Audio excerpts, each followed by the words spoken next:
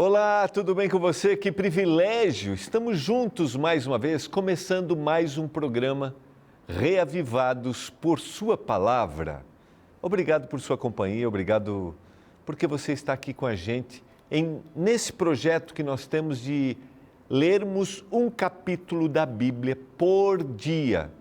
E como eu tenho mencionado, não só a leitura, mas uma leitura atenta, para que a gente descubra nas entrelinhas o que Deus tem para nos ensinar. Chegamos ao capítulo 9 do livro de Jó, e eu quero citar um texto, porque após o comercial, após o intervalo melhor, nós vamos fazer uma análise detalhada desse capítulo. Porque Jó volta à cena, depois de receber mais uma vez o discurso de Bildade, repreendendo, condenando, sem exatamente saber o que acontecia. Capítulo 9, verso 17, é um desabafo do coração de Jó. Por que me esmaga como uma tempestade e multiplica as minhas chagas sem causa? Não me permites respirar, antes me farta de amargura.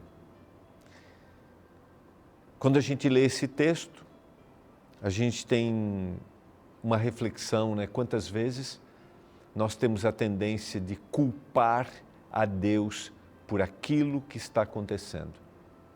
Mas Deus é tão misericordioso que olha atentamente para as nossas palavras. O Senhor nos acolhe, o Senhor é carinhoso conosco. E nós vamos ver no capítulo 9 um longo discurso de Jó.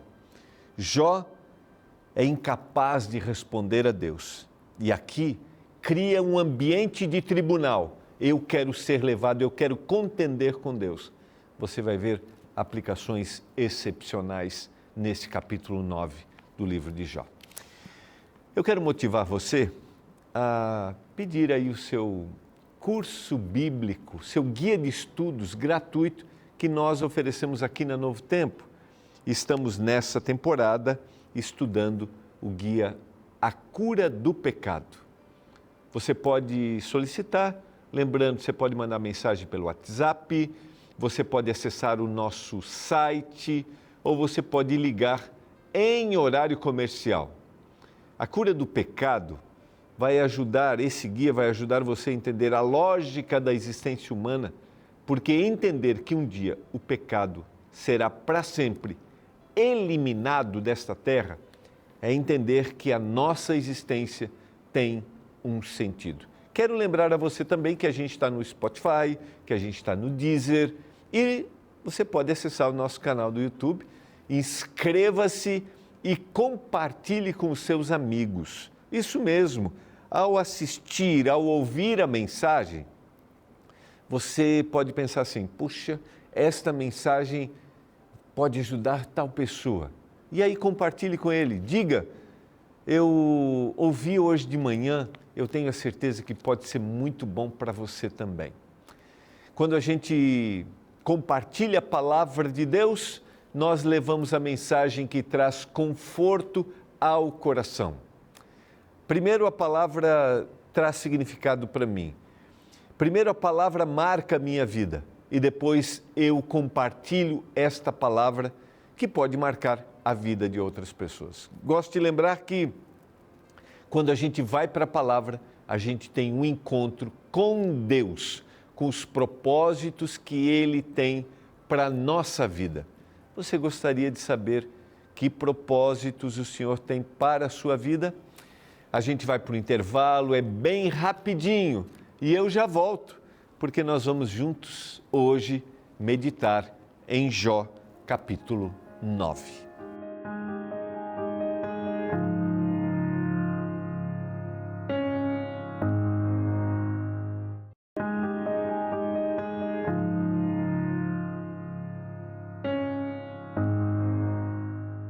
Estamos de volta, você está acompanhando o programa Reavivados por Sua Palavra. Nossa meta, nosso objetivo, não como imposição, mas como motivação, da leitura de um capítulo da Bíblia cada dia. Gosto de lembrar sempre que essa leitura não deve ser feita às pressas, você tem que fazer com tranquilidade, você tem que fazer com calma, porque a Bíblia é um livro para ser lido com calma, porque a sua mensagem vem nas entrelinhas. Chegamos a Jó capítulo 9, lembrando que Jó, capítulo 1 e o capítulo 2, a sua estrutura literária é uma narrativa. E lá no final, no capítulo 42, os últimos versos, a partir do verso 7, volta essa narrativa. Dentro, a gente tem uma estrutura poética que se mistura em discursos poéticos dentro do seu texto original.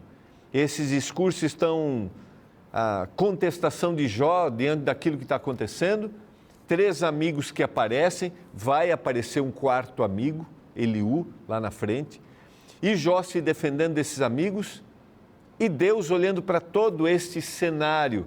E lá no final, a partir do capítulo 38, Deus apresenta e vai fazer perguntas para Jó para a sua reflexão. Diante desses discursos, a gente tem uma mescla de confissões, de clamor, de angústia, que é a parte de Jó, e de contestações dos seus amigos, que em realidade deveriam mostrar muito mais empatia, muito mais acolhimento, muito mais carinho, mas acabam colocando Jó numa situação difícil. Jó volta a falar agora no capítulo 9, depois do discurso de Bildade, que apresenta, como eu mencionei ontem, ideias corretas a respeito da teologia de quem é Deus, mas num momento equivocado. E às vezes, falar coisas corretas em momentos equivocados, a mensagem não alcança o objetivo, a mensagem não alcança o coração. É exatamente isso que acontece com Jó. Diante desse cenário, volta agora Jó no capítulo 9 e no capítulo 10, se dirigindo para Deus. E no capítulo 9, eu quero ler alguns versos aqui, ele vai criar um ambiente de tribunal, ele gostaria de estar em um tribunal. E a gente vai ter várias palavras aqui, como por exemplo, o verso 3, onde ele vai usar a expressão, se quiser contender com ele, nem a uma de 1000 coisas lhe poderá responder. Ele quer estar na presença de Deus. Lá no verso 13 ele vai dizer, Deus não revogará a sua própria ira, uma outra linguagem de um tribunal. No verso 14 ele vai dizer, como então lhe poderei eu responder ou escolher as minhas palavras para argumentar com ele? Lá no verso 29 ele diz assim, serei condenado. No verso 32, porque ele não é homem como eu, quem eu responda, vindo juntamente a juízo, não há entre nós árbitro, ou seja, alguém que faça mediação. Eu vou dizer para você, o discurso é um discurso de sinceridade, de alguém que está sofrendo, mas ele junto é um discurso de ousadia, né? E eu mencionei em algum momento aqui já, eu fico sempre imaginando como é que Deus olha essas reações, né? Como é que Deus olha para a gente.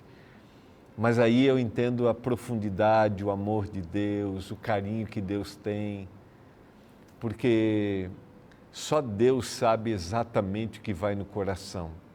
Os 3 amigos, eles representam aqueles que olham só pela aparência, aqueles que julgam pela aparência, aqueles que estão acusando Jó diante da própria tradição, do próprio costume, que o sofrimento estava associado a algum erro cometido.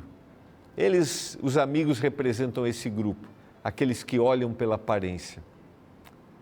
Mas Deus vê o coração. Só Deus sabe o que está no coração.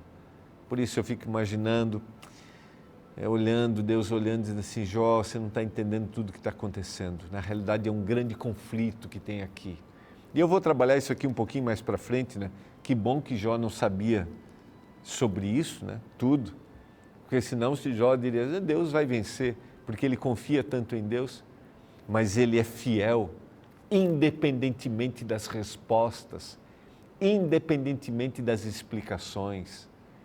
Aí está um grande desafio para a gente, confiar independentemente de todas as explicações que nós necessitamos. Vamos ler alguns versos então desse desafio de Jó, querendo que ele e Deus estejam num tribunal. Então Jó respondeu e disse, na verdade eu sei que assim é, porque como pode o homem ser justo para com Deus?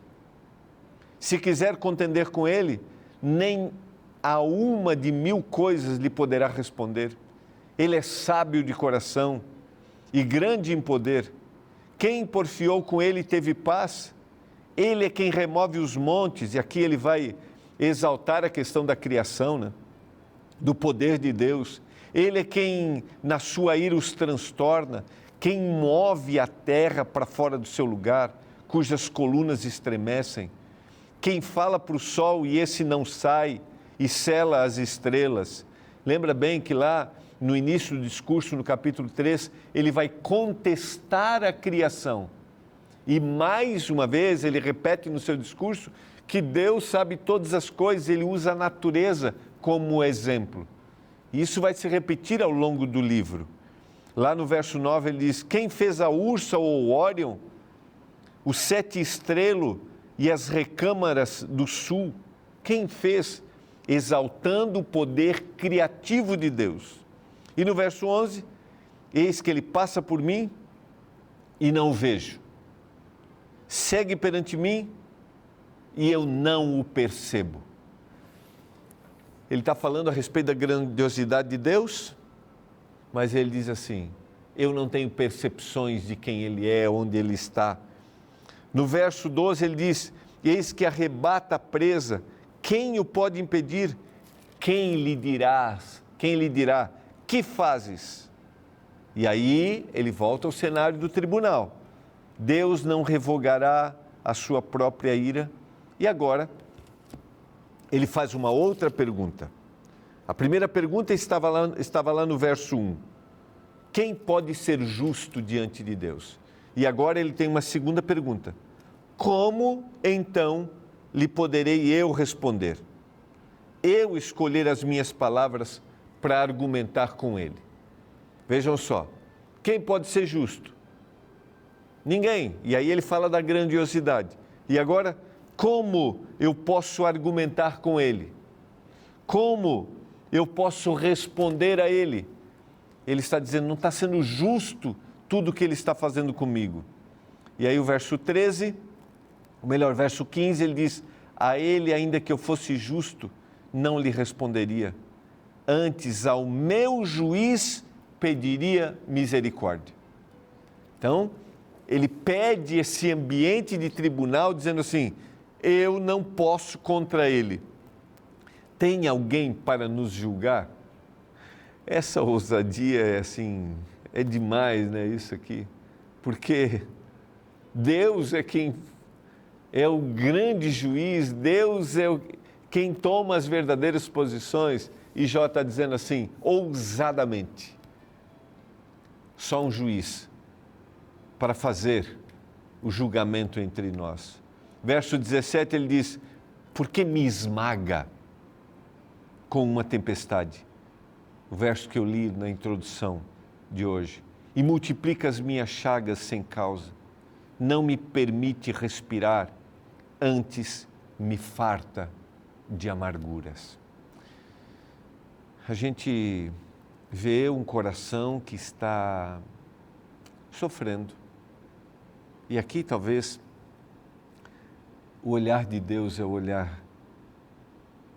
E sabe, às vezes a gente acha que Deus, seu olhar passa desapercebido para a nossa dor e para o nosso sofrimento.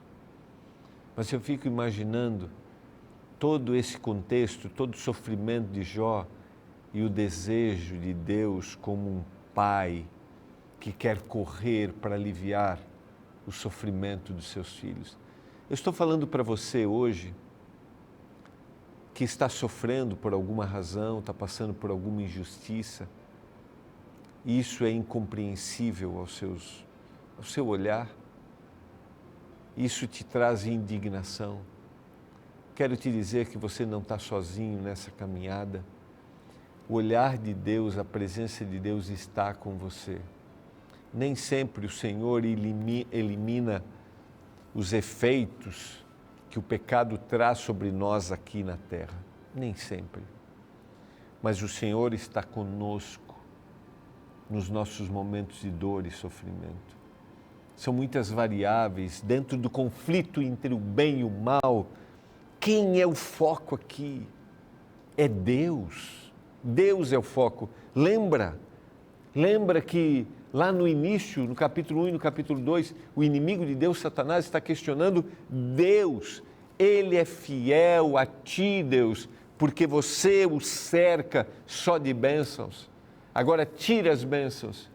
É o caráter de Deus que está em jogo aqui. Se Deus é justo ou se Deus não é justo. E o interessante é que Jó e os seus amigos voltam a esse questionamento, porque eles não entendem.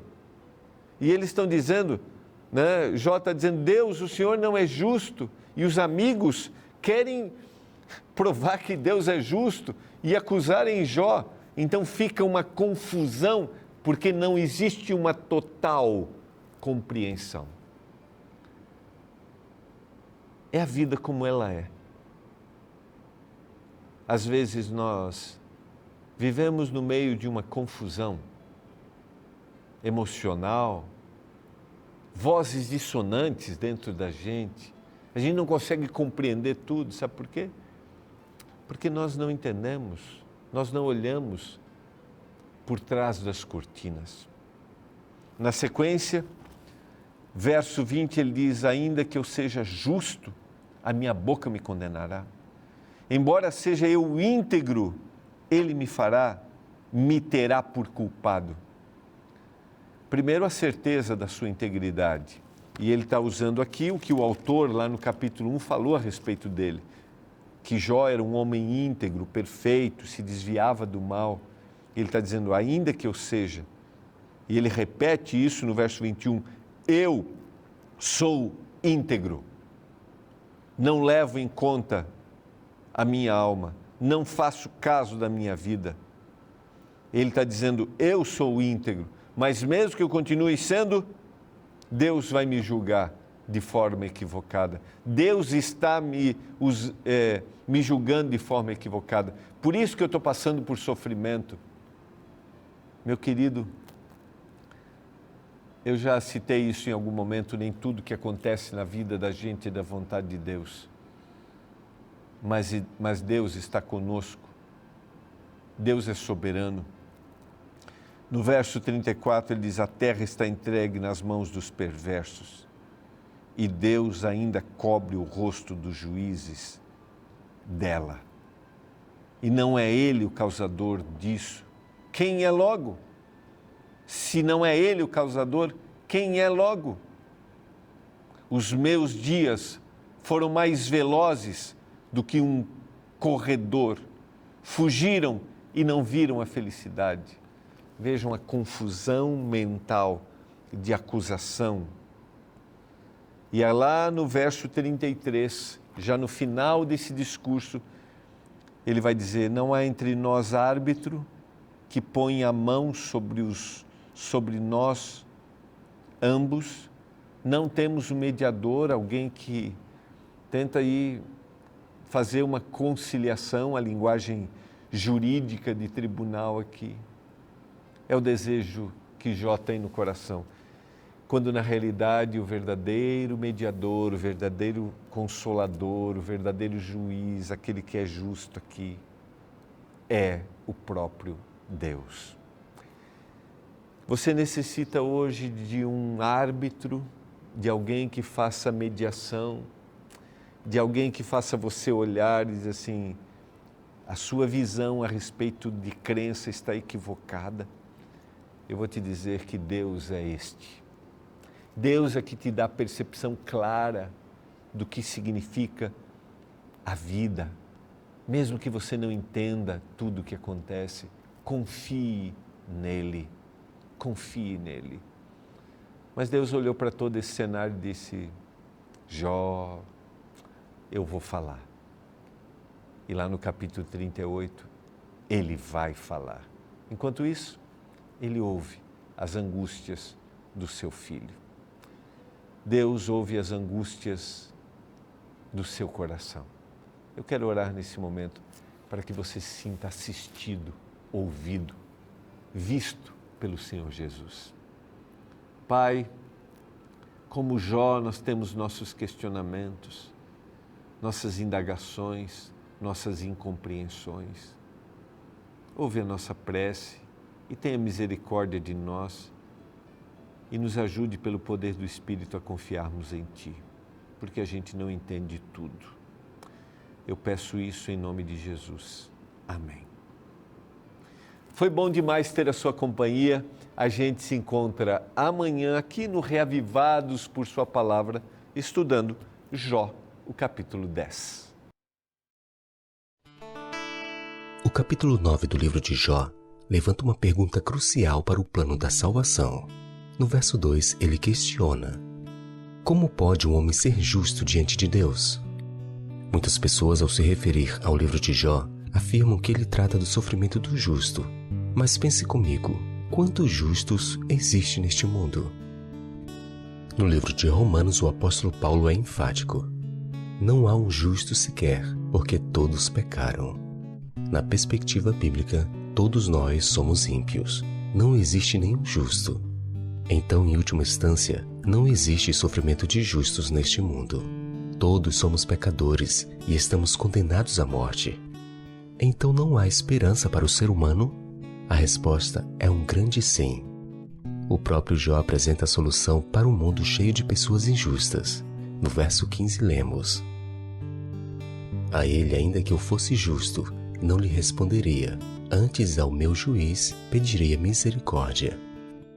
Somente a misericórdia de Deus é que pode salvar o ser humano da condenação certa. Desta forma, em um mundo em que todos somos injustos, o que nos diferencia é que uns aceitam a misericórdia de Deus, enquanto que outros a rejeitam. Esta verdade nos faz repensar o que nos diferencia. No contexto humano, quando nos comparamos uns com os outros, podemos nos julgar melhores ou mais justos do que outros. Porém, o padrão do julgamento no tribunal de Deus é sua lei perfeita, diante da qual todos somos devedores. Diante dela, não há nenhum justo sequer, apenas pecadores. Diante desta verdade, quanto mais entendemos a profundidade da situação desesperadora na qual todos nos encontramos, mais apreciaremos a enormidade do amor de Deus, o qual entra na nossa história para nos resgatar de uma situação da qual jamais poderíamos nos livrar por nós mesmos. Isso me lembra a história de um homem que chegou ao final de uma campanha evangelística realizada por um grande pregador. Ao se aproximar do local, ele percebeu que o programa já havia acabado ao notar que estavam recolhendo toda a estrutura da tenda. Desesperado, o indivíduo se aproximou do pregador e perguntou: amigo, não pude chegar antes. O que eu posso fazer agora para me salvar? O pastor olhou para ele e com alegria na voz falou: sinto muito, você chegou atrasado. O homem, surpreso, retrucou: como assim? Quer dizer que só porque eu não vim para suas palestras, nada mais pode ser feito por mim? O pregador então explicou: não é isso. O que precisa ser feito para sua salvação já foi realizado há 2000 anos atrás lá na cruz do Calvário. Cabe a você agora aceitar pela fé tal sacrifício.